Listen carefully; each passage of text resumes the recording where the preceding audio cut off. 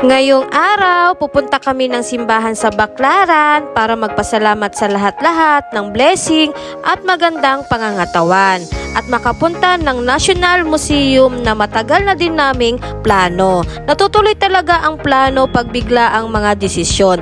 Kaya naman, may natutunan na naman ako sa araw na to at pasalamat na lang din ako mga kawinwin dahil may pinsan at kaibigan akong nandyan. Sinulit na namin muna ang pagkakataon na ito na makapagbanding kami dahil lalayo muna kami sa Manila at magbubuhay probinsya muna kami. Kaya naman mga kawinwin, sa sunod na vlog ko, abangan nyo ang buhay probinsya namin.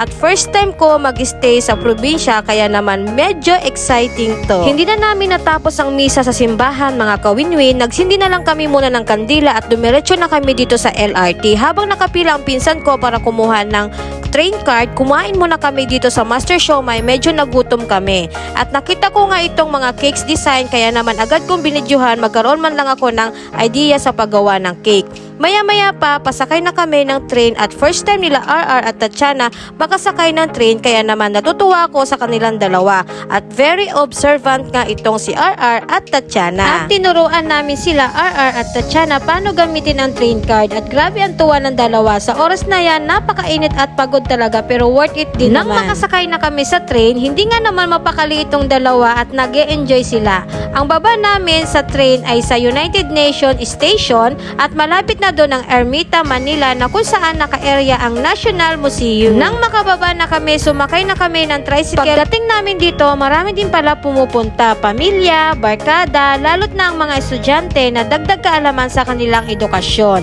At walang entrance dito mga kawinwin, magpapakita lang kayo ng valid ID.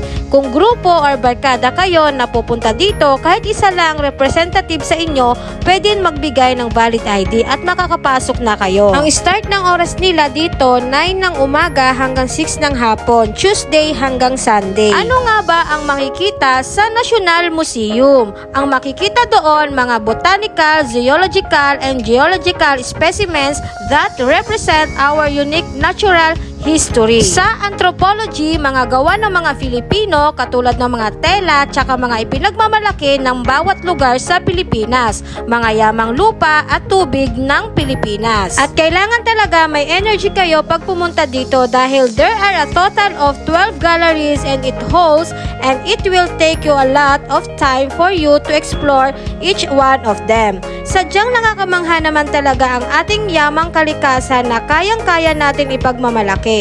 Habang naglilibot nga kami, sobrang namamangha naman talaga sila RR at Tatiana at walang katapusang tanong naman itong si RR sa mga nakikita niya. Pahigpit ding pinagbabawal na hawakan ng basta-basta ang mga nakadisplay dito at may nakalagay din na sign na don't touch at may mga naglilibot ding mga security. Sa sobrang laki nga netong National Museum, hindi na namin kaya pang libutin ang lahat lalo't na may dala kaming bata. At grabe sobrang sakit ng paa ko dahil ang nasuot ko nga ay sandals, hindi doll shoes. Kaya naman nagpahinga muna kami sa gilid at naisipan ko na nga lang magpaa. At hindi ko din naman akalain malaki pala ang lilibutin namin. Halos makikita nyo ditong mga iba't ibang klase ng hayop ginawang preserve para makita natin ng actual. Lalo't nang makita ko si Lolong crocodile na halos napakalaki pala talaga niya at mamamangha ka din sa laki niya. At siya din ang pinakamalaking nahuling crocodile sa Pilipinas. Maya-maya pa nga mga kawinwin, naisipan na namin lumabas ng museum dahil nagugutom na kami. Pagkatapos nga namin kumain, dumaan at sumaglit na din kami dito sa Rizal Park or Luneta Park.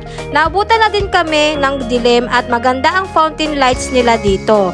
Hanggang dito na lang mga kawinwin. Sana nag-enjoy kayo. Please follow, like, and share sa susunod na vlog. Bye!